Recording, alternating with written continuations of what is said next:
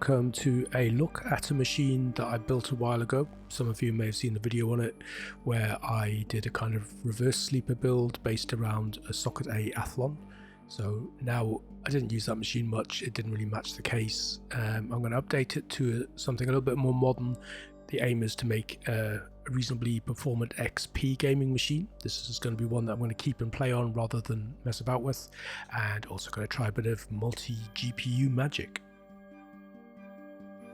This all started because I got a Gigabyte passively cooled GeForce 6600 GT in a box of cheap stuff that I got a while back, and I did a bit of reading about it and found out that the GeForce 6 series was the first to implement the newly resurrected SLI concept that Nvidia did after buying out 3DFX, and thought that would be a cool project, and managed to get another one exactly the same off eBay pretty cheap. So bought myself an SLI board, which wasn't quite so cheap, but I think it's a good one, and I have all the other bits and pieces, got the little link bridge thing, and good to go. So it should be an interesting build. The board's a nice match for the cards because it's also from Gigabyte, also sporting a funky blue board. It's a G8 K8N Ultra SLI.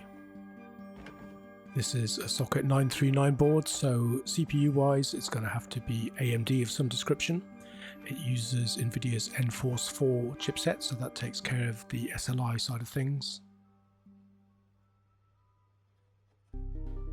I don't think this was the top of the range board from Gigabyte by any stretch of the imagination, but it's still pretty full featured. It's got a RAID controller, it's got 2 LAN controllers, got the obligatory AC97 for audio. So this thing's got a lot of connectivity, 8 SATA ports, usual ID floppy disk controller, we've got USB headers, we've got Firewire headers, we've got dual channel memory slots, we've got 2 PCI Express 16 slots, and then a couple of old school PCI slots, so lots to play with, and all the usual stuff on the I/O panel. SLI is all a new thing for me, so in between the 2 PCI Express 16 slots we've got a single speed PCI slot, I think they are, ×1. Then we've got this funky little thing which is like a little switch. You flip it over depending on what mode you want to be in. So normal mode's a single GPU and SLI mode's 2 GPUs. We're also into the world of 2 BIOS chips, which is a thing that's fairly standard now. So this thing has a utility and it writes the BIOS backwards and forwards to make sure that you have always got a backup should your BIOS ever become corrupted. So that's pretty cool. For graphics, we're using Nvidia's GeForce 6600 GT, the mid-range of the 6 series. The 6 series, of course, being the range that rescued Nvidia from its disastrous FX range. And yeah, this is pretty much half the spec of the top of the range, which is the 6800. So that had a 256-bit memory bus. This has 128. It had 16 pixel pipes. This has 8, and it still uses GDDR3 memory, which was the sort of top spec at the time. Then of course we need an SLI bridge, so I bought this nice matching Gigabyte one that turned out to be too big, so I had to go back onto eBay and buy a flexible one, so no scope for error with this thing, it should fit anything. I got one of these free in a bunch of stuff that I got off the Facebook Marketplace, I think it was recently, so I went and got another one. I got one cheap on eBay, and here they are together. What I didn't realize at the time was that this one that I got originally is a 128 megabyte version, and the one that I then went and bought on eBay is the 256 megabyte version. So will these work together in SLI? We'll find out shortly. The CPU we're going to be using is an Athlon 64X2. So it's rated as a 3800 plus, but in actual fact it runs at 2 gigahertz, multiplier of 10, frontside bus of 200. It's got 2 times 512 kilobytes of level 2 cache. It has a TDP of, I think it's 89 watts, which is what my cooler's rated at, so that's cool. Not the best performing processor that I could put in here. That you can go to the FX range, they're pretty pricey, but there's scope to upgrade this in the future, I think. I think the fastest memory the board supports out the box is DDR400, PC 3200, but it does support dual channel memory, so I've got a rambling assortment of sticks to choose from here. Hopefully I'll have some that match nicely and we can get the dual channel mode working. I'm learning slowly, but the best thing to do now is probably going to be to power it up and just make sure it posts. So many times have I put everything in the case, only to find that it doesn't work. So it posted nicely, which is cool. I can see that memory's running in single channel mode, so I didn't get lucky with the first few sticks I picked out the pile, but I'm sure I've got something that will work dual channel. I decided, since this is going in a modern case with no sort of drive bays or anything like that, that I should get Windows XP installed. I'm just going to do it on an ID hard drive for now, though ultimately I want to get this thing running on an SSD. I just don't happen to have one kicking around at the minute, so we'll get everything installed outside of the case and then hopefully we should be able to just put it together and run stuff.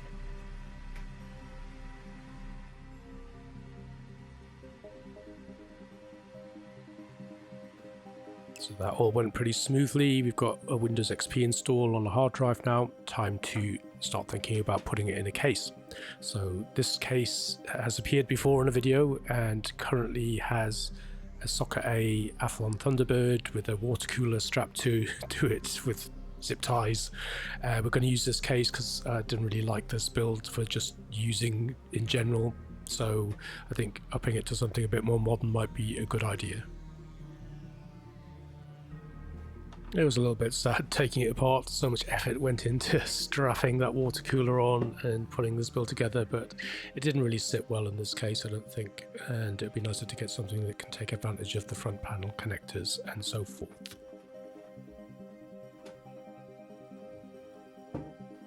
To begin with, I just left the original power supply in there and put the new hard drive with Windows XP. They all live in a little compartment at the bottom, and then started routing the cables through to the front of the case. It's all a bit of a squeeze on this side with IDE cables and things, which it wasn't really designed for, but I did manage to get the lid back on, and that's all that matters. Unfortunately, the board didn't come with an I/O plate to cover up the inputs and outputs on the back. I have a big bag of them, but I went through them all and unfortunately don't have one that could fit, but it's quite a full packed thing, so I don't think there's a huge amount of scope for dust getting in around the gap, so we just have to live without one, I think. There were a couple of bulging capacitors on here, so I decided to replace them. I just did the two for now, just in the interest of getting this video out, so I'll do the rest at some other point. And also, while I was at it, I'd read that the NForce 4 chip can get a bit toasty. I think it has a fan on a lot of motherboards, but this is passively cooled, so I whipped the heatsink off that and gave it a new layer of thermal paste.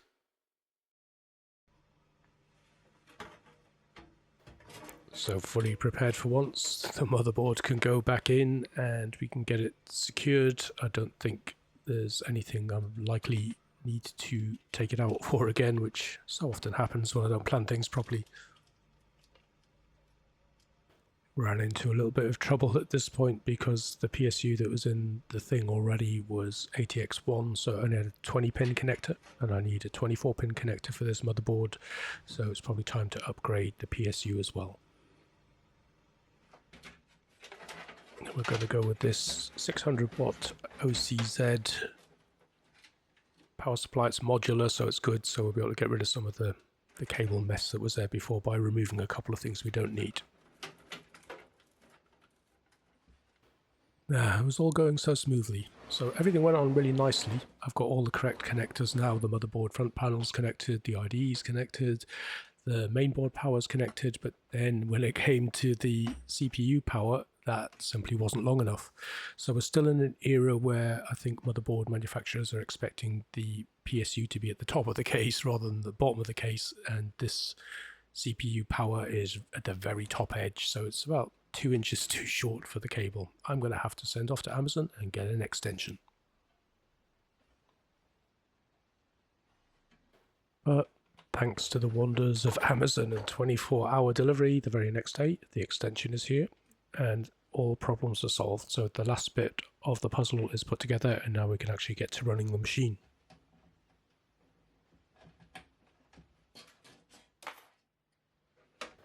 So we'll stick the lesser of the two cards, the 128 megabyte version in, and get the machine up and running. We'll do some benching with a single card, and then we'll see if we can get it working with the second one.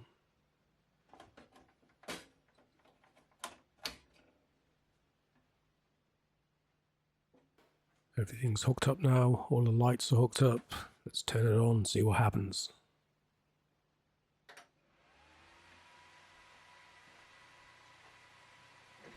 I do like the way this looked, even when I had it in the last build. I like the lights and everything.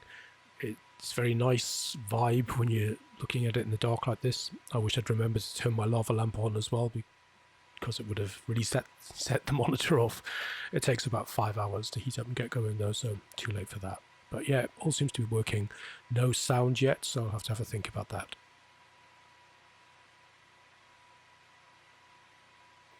A little while later, and now the lava lamp has warmed up.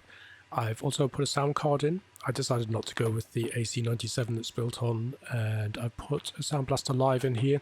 I did try it with an X-Fi. I only have one X-Fi and it didn't seem to recognize it for some reason, so I just decided to go with the Sound Blaster Live that I know works. So we'll get some drivers loaded. We're going to do some benchmarking now with the single card, and I'm going to benchmark it in 3 ways. The first one is with 3D Mark 2005, which was specifically aimed at the 6 series and AMD equivalent, and I believe it works with SLI, so it should give us an accurate picture of how it jumps, if it jumps, when I put the second card in. Then looking at other games that support SLI and might push it a little bit, I'm going to benchmark it with Doom 3, which is a reasonably challenging benchmark. And I'm also going to benchmark it with Company of Heroes, which is a little bit later of a game and should push it even harder, so be interesting to see what happens.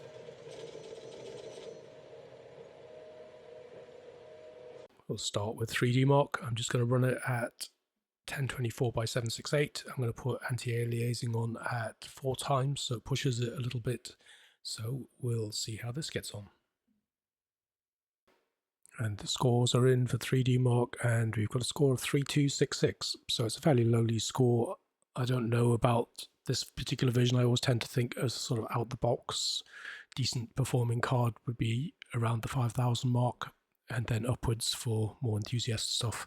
So this is probably where you'd expect it to be for a mid-range gaming card, I guess.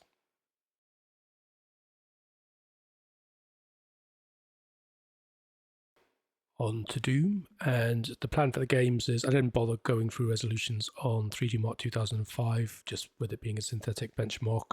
But on the games, I'm going to try and run through the resolutions.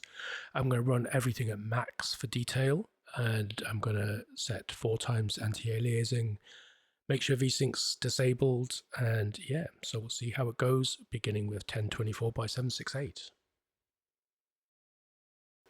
Doom 3 isn't actually a game I've played before, but it looks like a lot of fun, and I really ought to give it some time shortly.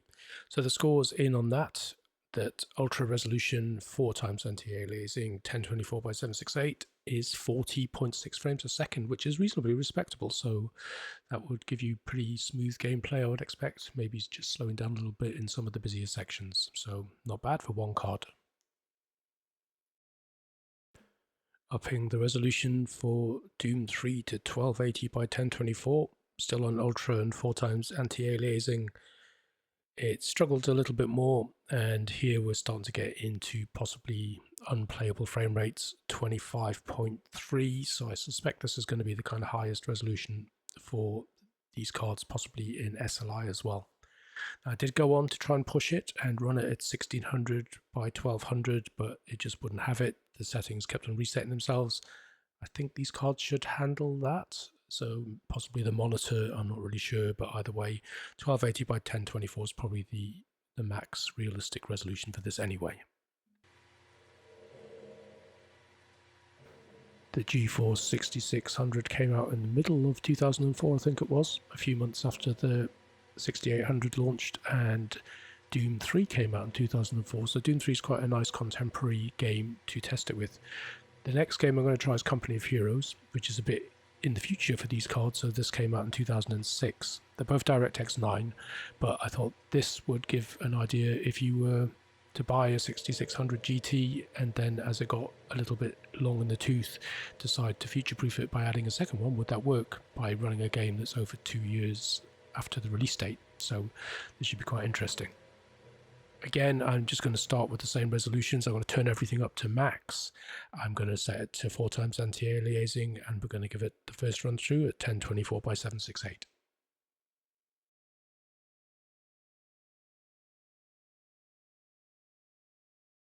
I do like the benchmark in Company of Heroes. It gives you your max, min and average frame rates, and here we're only getting 18.4, which I would say is unplayable, but it's saying it's average, so that kind of implies that it thinks that you might be able to play this game if you can bear with a few slowdowns. And also we're on ultra everything, and you could knock it down a bit and probably get that running reasonably well. So assuming that 2 cards would double that, that would give us in the region of 40 frames a second, which should be pretty playable. So we'll have to wait and see.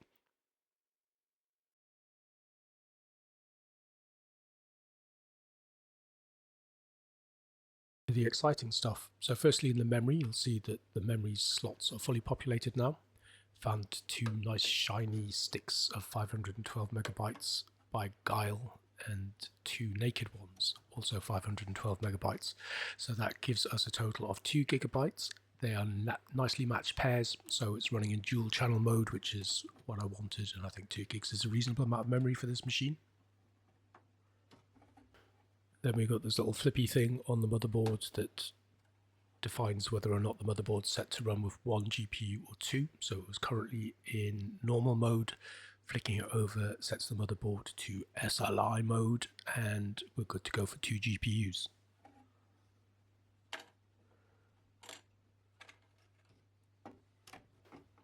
In goes the second GPU. So this, if you remember, I think I said earlier, one of these is 128 megabyte and one of them is 256. So I'm expecting this to cause me problems, having spoken to various people about this on Twitter and such things. And I think both cards have to have matching memory, though I did read online that you can sometimes bypass this with a registry hack using a thing called coolbits, which is a registry key that allows you to add extra menus and things to the NVIDIA settings console and should hopefully enable those SLI settings, but we'll get that going in a second.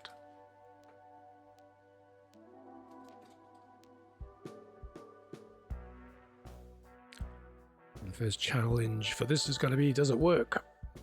And straight away, as long as you see the Windows logo, it's looking promising. I've got the monitor hooked up to the uppermost card of the 2, which I think is the way you're supposed to do it, but it's putting out an image and that's all that matters. And then we go into the desktop, no problem. I had to then install Enforce drivers, which I think you need for SLI, correct me if I'm wrong. And in those Enforce drivers, you get a funky new kind of web-based NVIDIA control panel, which is something I don't remember seeing back in the day. And in 3D settings, you should have some SLI settings, and I don't, unfortunately, so it didn't work straight away. You should also get prompted on reboot. I think it says the first time that you load 2 cards, it says, yeah, you've got an SLI enabled system. Do you want to enable it? But no settings here, so I'm going to have to try that registry hack for coolbits. And I only found one reference to this on the internet, so I don't know how accurate it is, but basically you go into the registry editor to the NVIDIA settings in HQ local machine, and in there you add a key, a D-word key with a name of coolbits and a value of 18, and I believe all that does is it forces the menu onto the NVIDIA control panel, which allows you to configure SLI, and then it would run at the same amount of memory, so the 256 card would behave like a 128 megabyte card, but that didn't work either. So it does seem that these cards are incompatible and there's no way that I know of getting them to work together, so that's a bit of a bummer.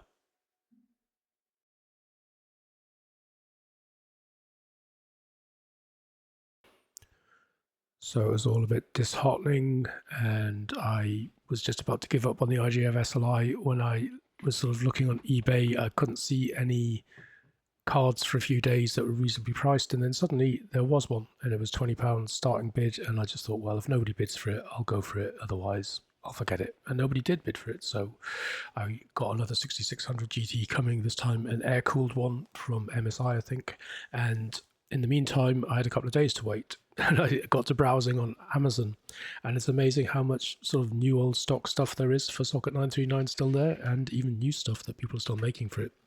And then this caught my eye, so I had to have it. It's just a huge air cooler with LED and all sorts of bling, and I thought, this would be a fun thing to have. Aluminium fans, and it wasn't too pricey. And also, I didn't show, but there's some pretty hefty sort of overclocking functionality on this motherboard, so something for the future to maybe overclock when I do give this a complete upgrade, which this isn't the ultimate build. This is just to get an SLI build up and running as cheaply as possible, but I do plan to bling this machine up with the best graphics cards I can get, the best processor, SSDs, all that kind of thing at some point. But yeah, look at this beast.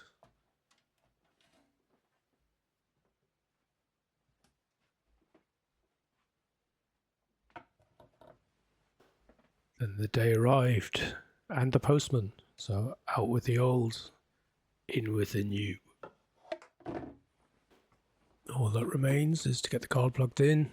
It's a single slot card, this, as opposed to the double slot, which the passive cooler ones had, and then boot up into NVIDIA control panel, into 3D settings. Yes, so there we've got our SLI settings, SLI configuration.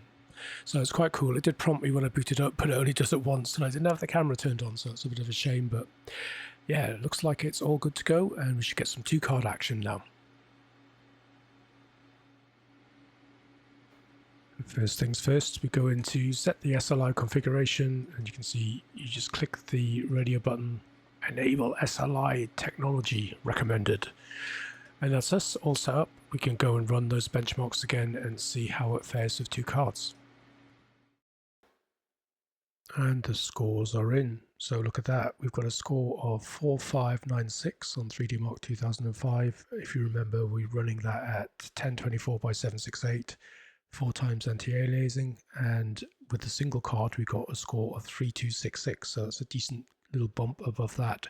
3266 to 4596, and from what I've read from historical benchmarks, that's kind of a few hundred points behind where the 6800 GT would be, so you're getting close to the top tier cards, the equivalent top tier card for this 6600 GT.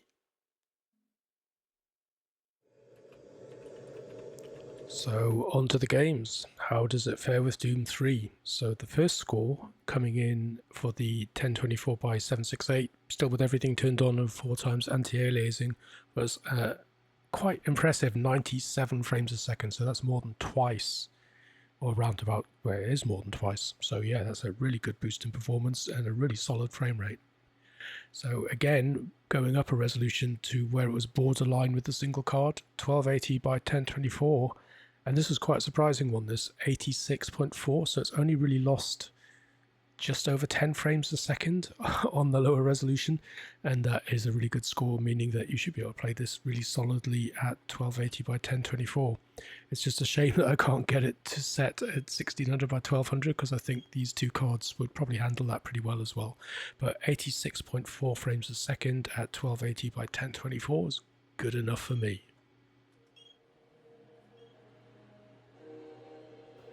Yeah, I almost forgot. I haven't shown the case with everything in it.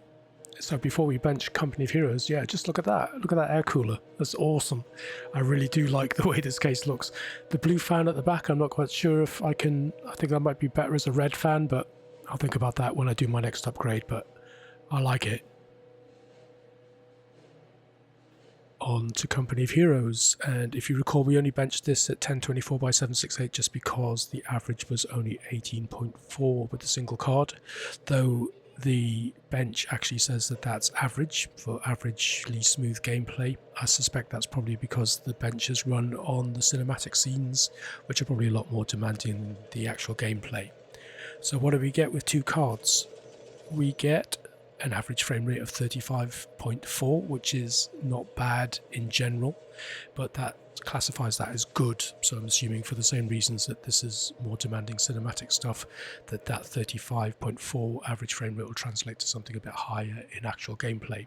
But that's not a bad increase. Again, you're kind of not looking at, it's just not quite twice, but it's not as big a jump as we got with Doom, but it's still impressive enough. And we're still, modern 4K games on consoles are sometimes locked to 30 frames a second. So that is pretty good considering this is a demanding game that came out a good couple of years or more after the cards did, so not a bad little increase. That's pretty much it. I'm pretty pleased with what I've done here. It's my first ever experience of SLI. I did dabble with hybrid Crossfire back in the day, but never really done the 2-card thing, and now I've got a nice little system that will play sort of most XP games, I would think, up to a point. Certainly the DirectX 9 ones, but it would be nice to get this machine up to a higher spec with better graphics cards, better storage and more memory and all that kind of thing. So while this machine will probably not be tampered with much and I'll be using it just to play on rather than to make videos about, it will probably be making one more appearance when we upgrade it to its final spec, should I ever get enough money to be able to buy the parts I want. In the meantime, I hope you've enjoyed watching this come to be. I've played a good bit of each of those games afterwards and recorded it, so I'll leave a few minutes of each so you can see how they play. Everything was left on max and they both ran pretty smoothly and seem like they'll be a lot of fun. So thanks for watching if you've gotten this far, and I hope to see you on the next video. Bye.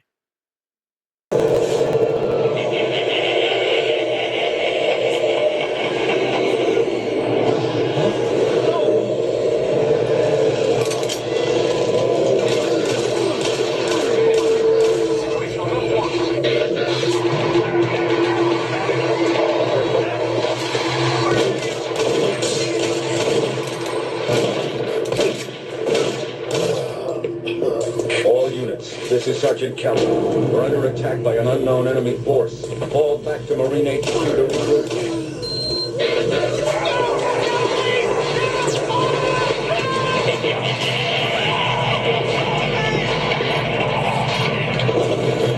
I say again, fall back to Marine HQ and await further orders.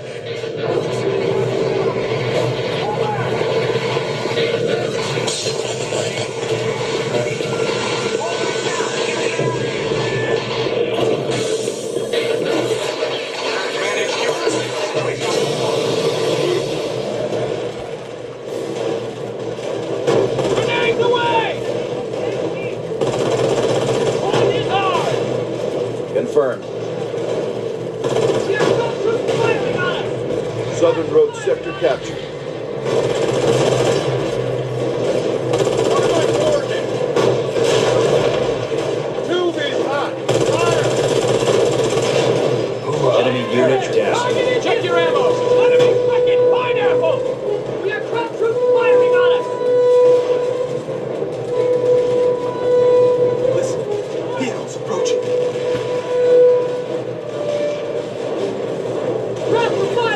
Eagles in the fight! Grenades away! What are my coordinates? Taking enemy fire! Enemy unit down. Target annihilated!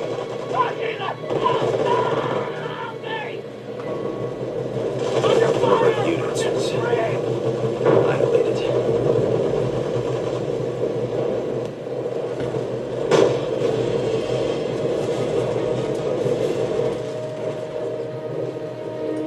One.